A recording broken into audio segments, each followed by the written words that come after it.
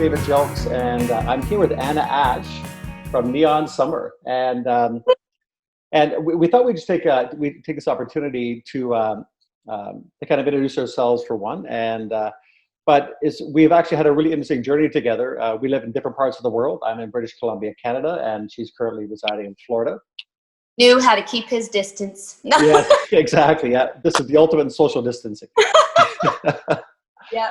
But it's now we met on LinkedIn, right? The business social platform, and the connection was actually over health and wellness. So Anna is obviously in the music industry, and I've been in the fitness industry for about 25 years, and so that's of course my primary calling in life. And so we connected over just over Messenger through LinkedIn. And Anna, you were looking for something. You know, you're now from what I understand from our conversations previously, that you weren't a stranger to the gym, and you weren't a stranger to eating healthy, but you kind of ran into a brick wall at some point, and you just and this is what I hear so often, that we're doing all the right things, but nothing seems to move, and sometimes it even seems to be getting worse. So could you share just briefly a little bit about that story? In the gym world, you're always hearing about plateaus. Well, when you hear the word plateau, it doesn't feel as extreme. You know what I'm saying? So you do what you think under the limited knowledge that you have, which I had, and you literally try to get over that plateau. But like, you had the perfect word. It was a brick wall, like boom, like in my face. I'm like going like 2-3 years now, 4 going on 4, where I'm literally still hitting the brick wall with my head, wondering what the heck. I've tried several things throughout those years, and I just could not get past the wall or the hump or whatever you call it. And I just literally took a chance when I started conversating with you on trying it, and you had explained the stuff that you were suggesting that I use, and I was at a point in my life where I was like desperate, because after I end up, everybody goes through phases where they hit up and downs, all the time. But your up and downs aren't as extreme, and they don't last usually as long if you feel you're doing everything right. So I just needed to have another level of understanding of, something I didn't have, which is where you came also. You gave me knowledge I didn't have, and a product that I tried that I literally, said, I'm going to be desperate, I'm going to try it, I don't care, whatever. What else do I have to lose, right? Yeah. I'm in the industry, I have to work, I have to concern myself with this situation. So that's how. So, and you talk about the frustration. Well, there's a couple of things that you talked about. One, of course, getting desperate. And, right now, if you Google fitness or weight loss programs, you'll get probably somewhere in the neighborhood of 3 billion hits, or possibly in about 6 seconds. And so that seems pretty straightforward, right? Yeah. Right. And what I've witnessed over the time during my career is that there's so many variables at play. There's like so many possibilities. And when you go online, of course, where you have 6 billion possibilities, like how could you possibly choose what's going to work specifically for you? Right. And I feel for people that really they have the best of intentions, they're putting the effort, out there, they're putting the money down, and yet despite all their best efforts, they seem to be going backwards. And I just had a conversation with a lady last night, and the same thing, doing all the right things but gaining weight, and just could not understand what was going on. So we actually broached a really interesting concept around your career as a musician and an artist. Yes. But when I brought the idea of your music being a sport, right, not just an art form, but it's actually a physical sport, that was really kind of a turning point for you, wasn't it? It was, because I never looked at it that way, which is crazy, because anyone who has followed our band and watched me live would say I'm literally an athlete. Because how in the world can I sing for 3-4 hours straight and still be dancing the whole time also? Right. And a lot of times what I learned from you, and other ways I've learned also too, that, you can overexert yourself to the point of gaining weight, to the point where you also can gain weight just by doing so much and not putting enough nutrients and the right things into your body, Right. and having the right rest time and just things like that. So when I realized it was a sport, I had to look at it differently in a way also, because that way I knew how to correctly put the right stuff in my body at the right time. Right. That's what helped with that as well. Yeah, well, I mean, I worked in the bar industry for, for 15 years. And so basically that's shift work, right? Yeah. So, and of course I worked in live rock rooms for many years. So, I was around artists, for a big part of my life. And now we look at all the research around shift work. Shift work is actually extremely harmful. And we had 30% of the population, especially in the US, 30% of the working population are shift workers. And that's your nurses, your doctors, your firefighters, your police officers, security guards, sanitation workers, delivery truck drivers, 24-hour restaurants, and of course, artists, right? Musical artists. And shift work actually is extremely detrimental. It's very, very hard on you. So whenever I work with a client, I think about who they are and who they are inside their career. And what is the cost of that? What is the cost to my health for staying up to 12, 1 o'clock, 2 o'clock in the morning? What is the stress level like? I also think about the stress level of an artist. Like, my God, what a roll of the dice kind of industry, and it's just, and so you're a shift worker, you're under there's a high amount of stress and uncertainty in your career. There's also the pressure from the industry for you to appear physically a certain way, right? Exactly. So you got that pressure on top of you, all that uncertainty. And then aside from that, you still have your personal life that you had to contend with. Right. So, we look at fitness, and I think the challenge is that we've always looked at it through this little keyhole saying, well, we just want to get rid of the fat. So let's just do some HIIT training, or we just want to get, so very microscopic view of a macro problem. And so if we stand back far enough and saying, well, here's Anna, and here's, she's an artist, but aside from her artistry, she's also an athlete, because you bounce around and you don't stop at 3 hours at a go. But plus she's under a lot of stress from her because of the industry she's in. Plus she's a shift worker. And the more when I thought about you and your career, I kept compounding all these different stressors on top of each other, and realizing that, man, it's just the attention that we have to give to recovery and to nutritional support is just paramount. And it's not about making you work harder. It's actually backing the stress off. Yep. And giving your body a chance to recover. Right. Like eating the right things, and knowing when you do eat, make sure it's something that isn't going to come back and fight you later. Like, I used to have problems on stage where I would have dropped sugar because I didn't eat enough before I went on stage. And then I would take the wrong stuff when I was on there, and you suggested that I don't do that. Right. I do something alternative. And when I did that, I realized that I seriously have not had any sugar drops since then. Right. Because I consciously made sure that I was eating the right things and trying to eat them at the right time, which of course, as a shift worker, eating certain things, you have to make it a lifestyle. You have to say, this is something I may not want right now because I'm really, really hungry for this. But yet, if you just take the time to find the right things, you can train your body to get used to it and be something that it will accept, and it'll be enough. Yeah. Well, and I remember, the first 6 weeks of this little journey with you, your body was not happy with it, right? Your body took a while to convince, right? Mm-hmm. Yes. All right. So I remember this. For my mind. For me, really tell you the truth, because your body will never tell it. You just want to hurry up and see those things. Yeah. And so in mind, you think it's, Well, and I have to give you a lot of credit, because again, a lot of people, when they don't see, just as you said, when they don't see those immediate results, when things don't happen at the speed that they want, right, people will just back off and go look for the next thing and say it ain't working. Right. Yeah. And it's definitely the law of the farm. One thing and I grew up on a hobby farm, and one thing I recognize that, you're a 70 trillion cell organism.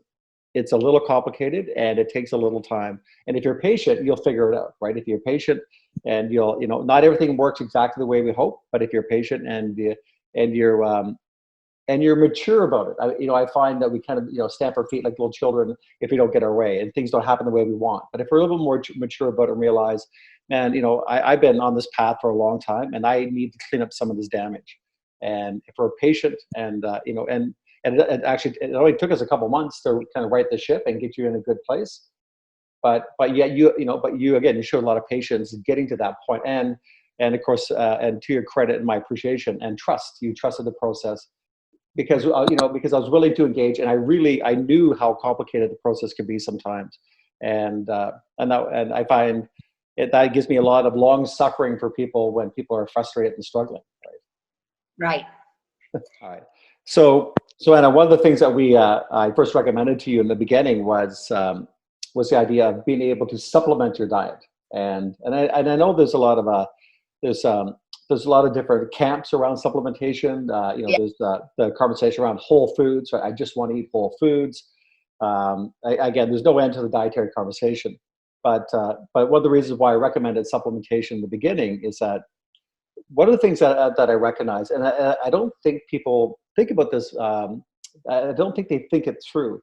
When you look at, if I had recommended an entirely organic diet, like your water was pure, the juice was organic, the vegetables were organic, let's say the fish, the meat, the poultry was all organic, certified organic farms.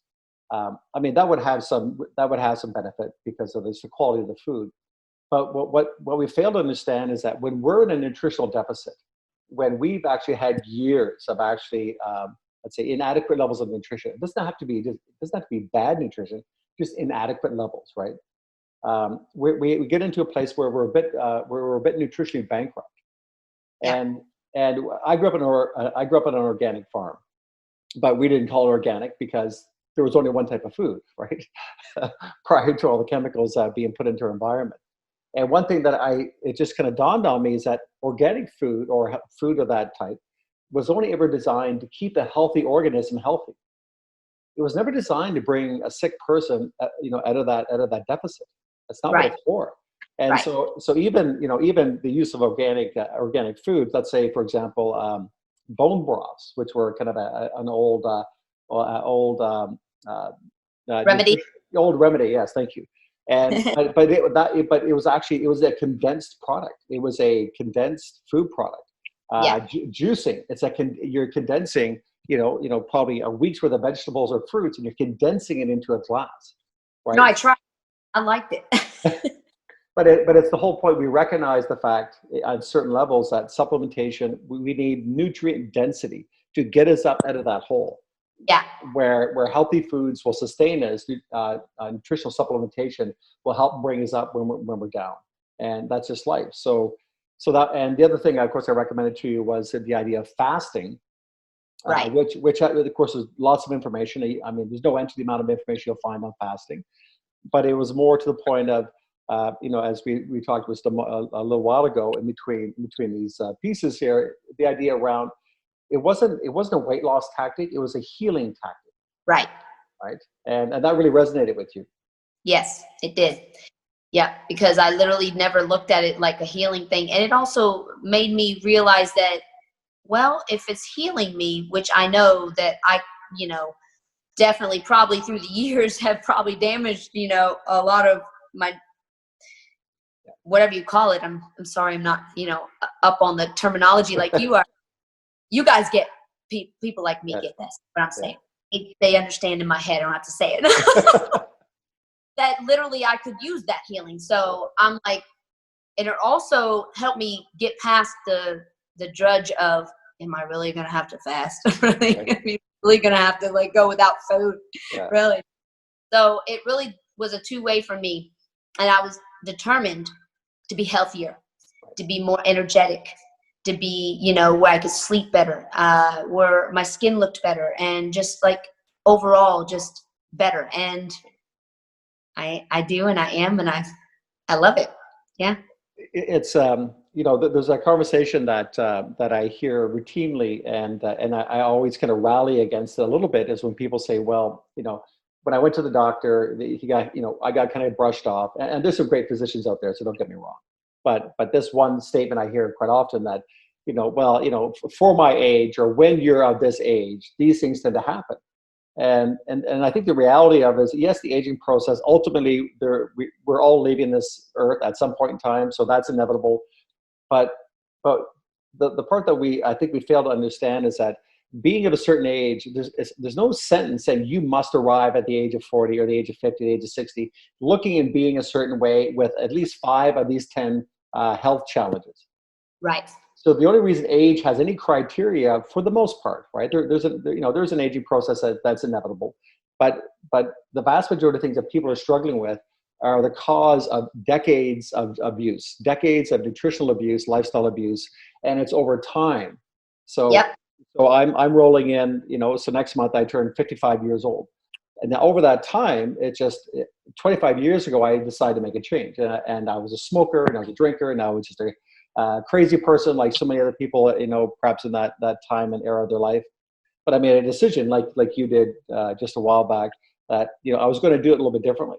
And so the compounding effect, like putting money in the bank and gaining interest, the compounding effect of good habits over time allowed you to go into your older years, which we're all going, a lot more gracefully. So exactly. We're doing it for now, but we're also planning for later. And I think said that because there's people out there that feel like, well, I'm too far gone. It's gonna just take too much, or I'm gonna, I can't do. But that's not always true, because everybody has levels of where it's hard. Levels. I can't think of the word where it's hard. They feel like it's hard to get over that one. Whatever. And so nobody can really say this is something that's too hard, because everybody reaches those hard points. They just have to be in their mind determined enough to say, I'm going to try. Right. And even if they do a little bit at a time, it's better than not doing anything at all, in my opinion. Well, there's a doctor, and you're part of the world, Dr. Zach Bush. And I stumbled upon him through a various podcasts, and he's a multidisciplinarian physician, and he said something that was actually really profound, and I think it'll resonate with you and the people listening. When he works with individuals, he used to be in cancer treatment, and he moved away from that. Now he's actually working in helping farmers with soil restoration, and he works on gut microbiome and healing the body. When he started, the more he got into his career, like 20 some years of education, right? So the big chunk of his life studying. He said there's a word, when he actually saw what the body was capable of, he said all he could think of was there was grace in action. And what he meant by that was really interesting. He said, we're seeing years and years of abuse to the body being healed and completely overturned in weeks. And so the body is so forgiving. The body is so forgiving. It wants to give you the best life possible. It wants to give you mental clarity. It wants to give you a strong immunity. It wants to allow you to play with your kids, your grandkids, and your great-grandkids. It wants to give you those gifts. And so grace in action is the human body when we treat it well, when we treat the body with dignity, we treat ourselves with dignity, and give the body a chance to give us a life of dignity. This is the nutritional path. And so it's not about a diet. It's way bigger than that. And I think when we enter into that thought process, the fasting days are easier because we realize it's not a deprivation. I'm actually giving pause to my life and giving myself a gift. And it's the gift of healing internally. And my job is to understand, how can I support you?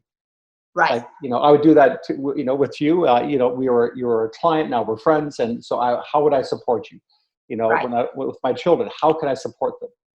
And for ourselves, why would we get that same gifts to ourselves? And I think, again, the word grace stuck in my mind years ago around exercise. So I don't train to hurt my body. I train. I want to nourish it. I want to give myself a certain amount of dignity as I go through life. And, at 55, I'm trying to set an example, as you are within your industry. We're trying to set an example for the people of what's possible without being extreme in lifestyle. Right. Because it's not a life sentence, it's a lifestyle. Yes. Right? Yeah. Yeah. Well, it's and it's really been it's always very rewarding when people when people get it and they're willing to get it and willing to lean into it like you have. Now, the music industry, again, as I said earlier on, is that a highly stressful, very volatile, extremely uncertain industry with lots of demands, physical and emotional. This process for you, I mean, what would you say to people that are currently in the industry and let's say perhaps they're doing well, but they know that they're really pushing their luck as far as their physical health, or people entering into the industry, how important is this whole nutritional lifestyle piece, do you think, to people starting or are well entrenched in their career? I feel like that with me, when I first started, it was easier for me to just kind of like always think about, I was always thinking about how I can lose weight. How can I not look huge on the TV? Because we all know that, and this is true, TV does add 10 pounds to it. I was always worried about angles and clothing, things like that. If you get on a path to say, I'm going to be living a lifestyle to be healthy, it starts from the inside, and then it'll start showing on the outside. And then you don't think so much about what you aren't doing or what isn't happening, because it's happening. Right. Because it's actually coming to fruition in front of your eyes. So I think my advice from my experience, what I've been through, is in the beginning, start from the inside and let it come out, because it will.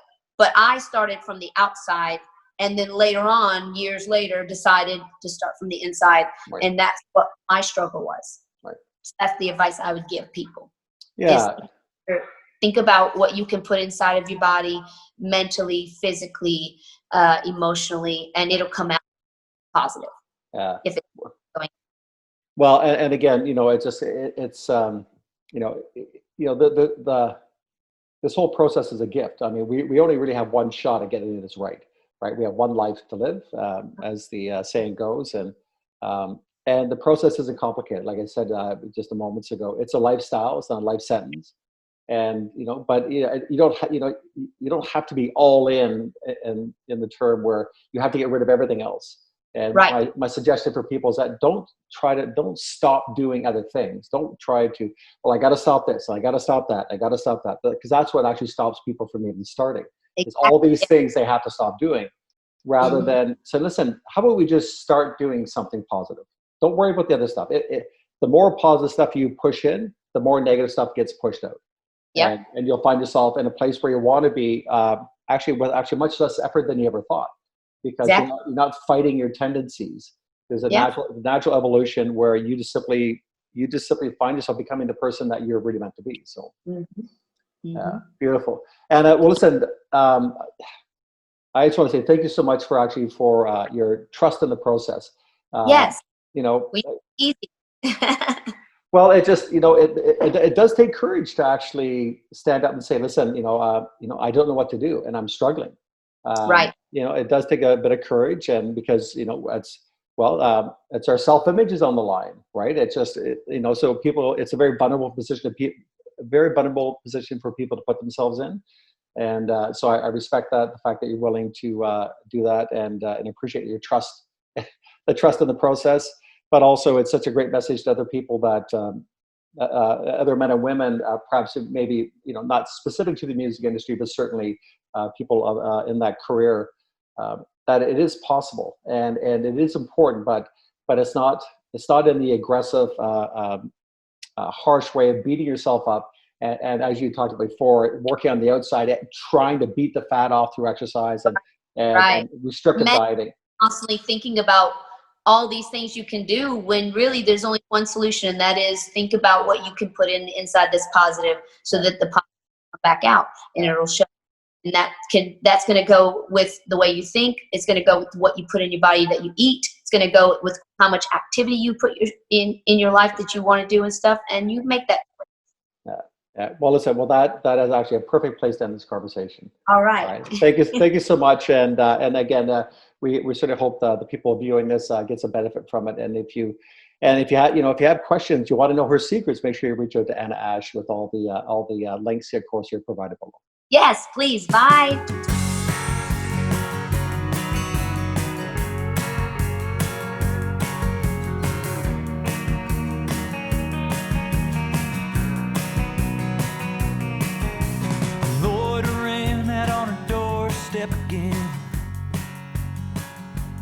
Thought